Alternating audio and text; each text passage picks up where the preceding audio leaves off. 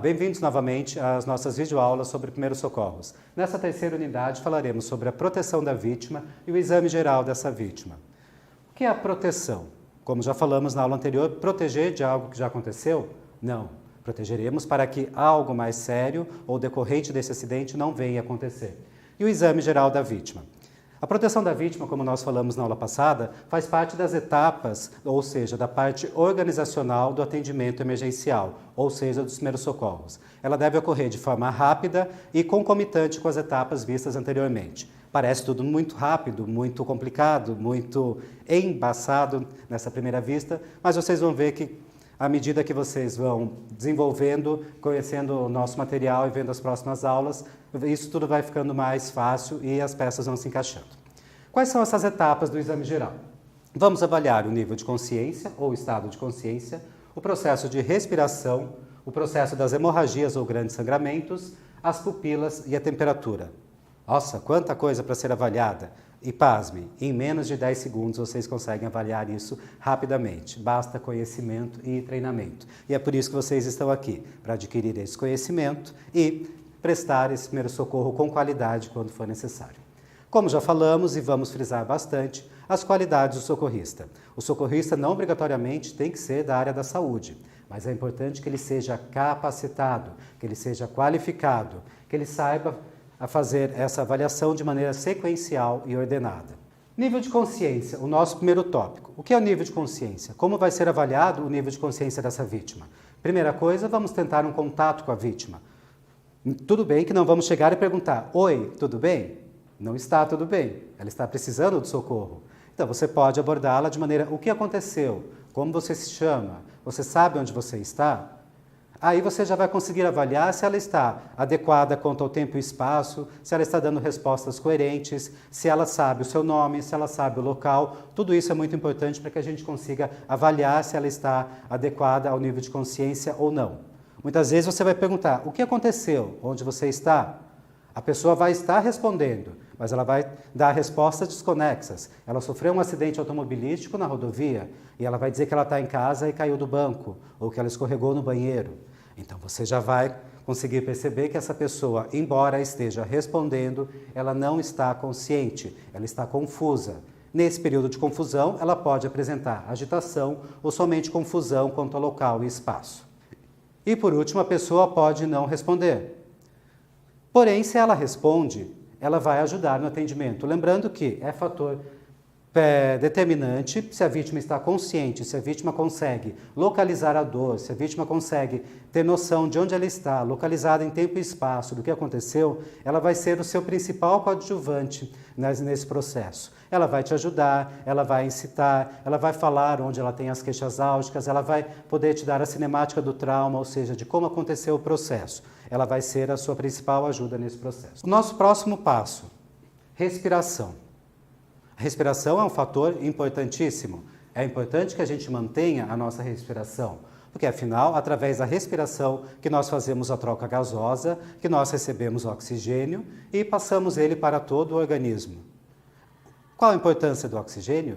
Ele nutre as células, ele nutre os sistemas, ele oxigena o cérebro para que todas as funções vitais sejam mantidas. Como avaliar a respiração? Como você vai ver a respiração? Como saber se essa respiração está eficaz? É o que vamos falar agora. Como vai ser o processo de avaliar a respiração? Primeira coisa, vamos avaliar a distensão do tórax e abdômen. O que é distensão? O movimento do tórax se encher de ar e depois se esvaziar. Muitas vezes essa respiração não acontece de forma torácica, mas pode acontecer de forma abdominal.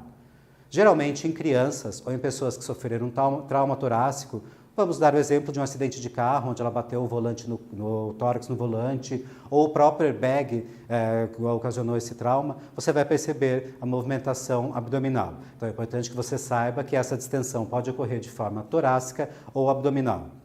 Caso você não veja essa distensão, é importante que você chegue mais perto da vítima, coloque-se perto a sua narina e sua boca e perceba se você vê, sente ou ouve a entrada e saída de ar. Sabemos que isso produz um ruído tênue, delicado, muitas vezes imperceptível, mas nesse momento é isso que pode salvar a vítima das pessoas. Caso essa pessoa não tenha distensão torácica ou abdominal, não tenha ruído, não tenha saída de ar, não tenha troca gasosa. Ela vai ter ausência de movimentos ventilatórios. O que fazer nesse processo para manter a respiração? Lateralizar a cabeça, caso ainda não esteja, avaliar as vias aéreas para ver se a gente não teve queda da língua, se você não tem obstrução com sangue, com fluidos, ou se você não tem até um grande trauma que pode estar causando essa obstrução. Muito importante, para você lateralizar a cabeça dessa vítima, é importante que você mantenha a cervical estabilizada. Mas como eu vou fazer isso? Fique atento, teremos aulas subsequentes onde falaremos especificamente sobre esse processo. Hemorragias ou sangramentos. Como avaliar o sangramento? Como mensurar a quantidade de sangue perdida? Nesse momento, no processo dos primeiros socorros, você vai avaliar a quantidade de sangue no local, a coloração da pele, o nível de consciência, como já aprendemos a ver aqui nos passos anteriores, se a vítima está apresentando agitação, se a vítima está com a pele pálida ou azulada, se ela está confusa, e qual o tipo do sangramento? Esse sangramento é arterial ou venoso? Nossa, como assim? Arterial ou venoso? Como que eu vou conseguir fazer isso sem um ultrassom, sem uma avaliação mais profunda? Vamos lá, vou te dar uma dica. Se esse sangue jorra de maneira intermitente, constante, esvaindo, escorrendo, ele é um sangramento venoso. Ele pode ser importante. Mas se ele ocorre em jatos, com períodos, principalmente você percebe que ele é acompanhado do período que você sente a pulsação, ele é um sangramento arterial. Ele pode ser muito severo, ele pode levar para o estado de choque ou para uma perda de volume muito rápida. Então é muito importante que a gente consiga resolver. Como resolver esse sangramento? Vou dar só uma dica. No momento vamos falar sobre a compressão digital, que pode ser realizada com pressão no local, com um pano ou compressa limpa. Mas falaremos também sobre isso numa aula específica sobre estado de choque, hemorragias e sangramentos. As pupilas são o próximo passo. Como avaliar as pupilas? O que são as pupilas? Sabemos que as pupilas são uma musculatura que temos nos nossos olhos. Se elas estão de maneiras iguais, ou seja, no mesmo diâmetro, dizemos que essa pupila após avaliação está isocórica.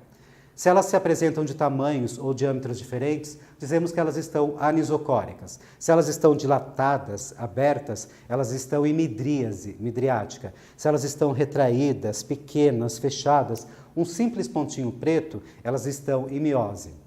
Lembrando que no processo de óbito, uma das maneiras de se observar o óbito é se essa pupila está totalmente relaxada, aberta e não reage à luz. Lembrando, porém, que existem casos de envenenamento, de uso de algumas substâncias que podem alterar o estado normal dessas pupilas. Vamos lá. O uso de cocaína, álcool ou adrenalina descarregada no ambiente, você vai pular de bungee jump, você vai fazer um salto de paraglide, você vai ter uma midríase, você vai ficar com a sua pupila aberta, enorme, feliz. No caso de uso de morfina, de maconha, que são algumas substâncias que diminuem o nosso sistema nervoso, você vai ter uma miose, essa pupila vai estar fechada, só um pontinho preto, quase imperceptível. O nosso próximo passo de avaliação do paciente no estado geral é a temperatura. Precisamos manter essa temperatura do paciente estável. Sabemos que a hipertermia é considerada num estado acima de aproximadamente 37 graus e febre ou uma hipertermia severa, no caso do processo de um acidente, acima de 37,9 graus. Provavelmente você não vai ter um termômetro no seu bolso nesse momento. Então é importante que você tenha todo esse conhecimento e que ao tocar no paciente você consiga perceber a temperatura dele ou sentir. Quais são os sintomas da hipertermia? Suor intenso, confusão mental, cãibras, náuseas, vômitos, aumento de frequência cardíaca, respiração intensa ou perda da coordenação. Mais uma vez, podemos ver que todos os processos da avaliação geral do paciente estão interligados. Hipotermia. O que vem a ser a hipotermia? Hiper é mais, hipo é menos. Ou seja, na hipotermia, nós temos uma temperatura abaixo do normal, abaixo do que o seu fisiológico precisa para funcionar adequadamente. Consideramos uma vítima hipotérmica abaixo de 35 graus. Quais são os sintomas? Os mais comuns na hipotermia: tremores, esfriamento das mãos e extremidades, azulamento da boca, da ponta dos dedos, tanto das mãos quanto dos pés, perda de consciência, perda do controle do esfíncter da bexiga. Esfíncter da bexiga? Que palavra difícil. O que é o esfíncter da bexiga? Ou seja, você perde o seu controle urinário, você não consegue segurar. Então, esse é um dos sinais que que o nosso paciente está em hipotermia e que ele precisa ser aquecido. Mais uma vez, talvez você não tenha uma manta térmica. Então, se você tiver uma manta, um cobertor, uma toalha, o que você puder prestar para literalmente aquecer esse paciente vai ser bem-vindo. Bem, como nós falamos, esse é o exame físico, o exame geral. Ele deve acontecer no paciente de forma céfalo-caudal ou céfalo-podal. O que é céfalo-caudal ou céfalo-podal? Ele começa da cabeça para as extremidades, certo?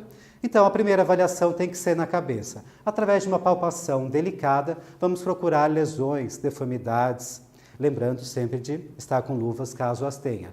Então, você vai palpar a cabeça para sentir se você tem crepitação, se você sente ossos deslocados, se você sente uma sensação parecida quando você pega no saco de arroz. Isso chama crepitação. Depois da cabeça, você vai para a coluna, começando da parte cervical, indo até a parte sacral. É muito importante que essa palpação percorra toda a coluna, porém de maneira muito delicada, firme, correta, mas delicada. Pois se você tiver uma lesão, um toque mais agressivo pode deslocar e causar um dano maior. Então é importante que você mantenha a força, mas ao mesmo tempo mantenha uma certa cordialidade. O próximo a ser avaliado é o tórax. Nós já vimos na respiração que o tórax tem que se distender. Então ele tem que se distender de maneira simétrica. Os dois lados têm que se encher e se esvaziar ao mesmo tempo e de maneira igual. Caso isso não ocorra, é sugestivo de um trauma torácico. Então é muito importante que a gente avalie. Após avaliar o tórax e abdômen, avaliaremos os membros superiores e inferiores. O que vamos avaliar nos membros? É importante que a gente avalie a simetria, a funcionalidade, a manutenção da força e se você tem deformidade no local. Se você tem uma fratura aberta ou fechada, a fratura aberta você vai estar com uma grande lesão, com sangramento e com o osso exposto. Na fratura fechada você vai percebê-la pela deformidade. Importante, para que haja vida, para que se mantenha a vida de uma vítima, é importante o fluxo contínuo de O2, de oxigênio, que ele só ocorre através da circulação e da respiração. O coração se enche de sangue e o coração bombeia sangue oxigenado para todo o corpo que veio do pulmão. Então é muito importante que nós mantenhamos os batimentos cardíacos, que nós mantenhamos o sangramento controlado e que nós mantenhamos uma respiração eficaz. Sem circulação e sem oxigenação não há vida. Bem, vamos recapitular. Estamos chegando ao final da nossa terceira aula. Exame geral é a avaliação que se faz ao porte do processo organizacional, ou seja, precisamos ter um processo que seja coerente, que mantenha uma forma organizacional, que mantenha uma sequência. Ele deve acontecer sempre priorizando a vida do paciente.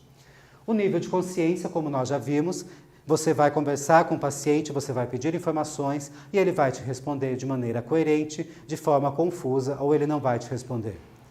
A respiração, você vai avaliar a simetria, o preenchimento torácico, a distensão torácica e abdominal e, caso não consiga, você vai avaliar através do ouvir e sentir essa respiração. As hemorragias nós vamos ver pelo volume de perda sanguínea ou de líquido que tenha no local. Muito importante lembrar, a hemorragia é um processo muito severo, então ela tem que ser controlada caso ocorra. As pupilas, falamos sobre o diâmetro das pupilas isocóricas, elas estão iguais. Anisocóricas, elas estão em diâmetros diferentes. Miose, ela está retraída, pequenininha. Midríase, ela está grande, dilatada. E temperatura, muito importante, manter a temperatura desse paciente. Esse paciente deve estar aquecido.